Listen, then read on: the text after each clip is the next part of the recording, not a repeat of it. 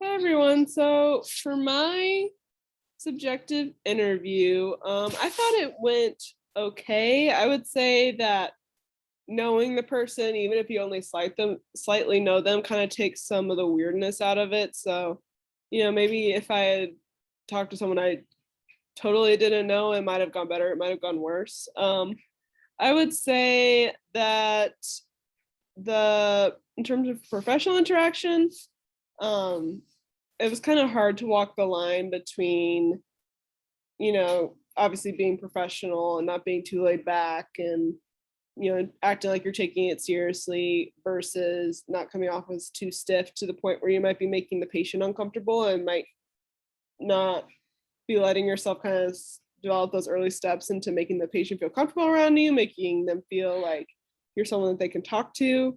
Uh, Otherwise, some struggles I encountered, I would say, is definitely just trying to kind of like decide what questions I wanted to ask. I had an idea of what questions I wanted to ask, but it was also hard, like kind of boomeranging off that, like the questions you did ask, and like trying to decide what rabbit hole you should go down in terms of like what you should be asking a lot of questions about, and what is supposed to, like what should like prick your ear versus questions that may turn out to completely not be relevant in terms of your answer. You're kind of wasting your time.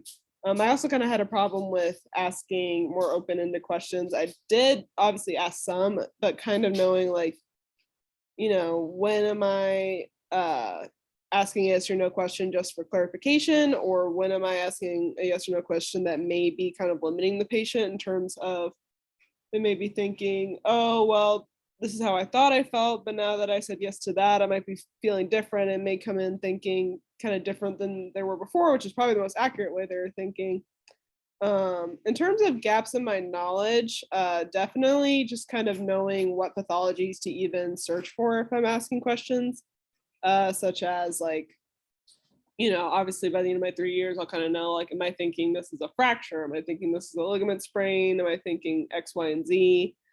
Just based on what they've told me. And kind of with that knowledge, kind of helping you hone like what path of questions you want to follow and um, like what, types of questions and obviously what's more relevant and what's not. And then introducing even totally new questions that you might need to ask later on. So I think hopefully in a few years we'll all be a lot better at it to the point where we'll feel totally comfortable during subjective interviews. But for the first time.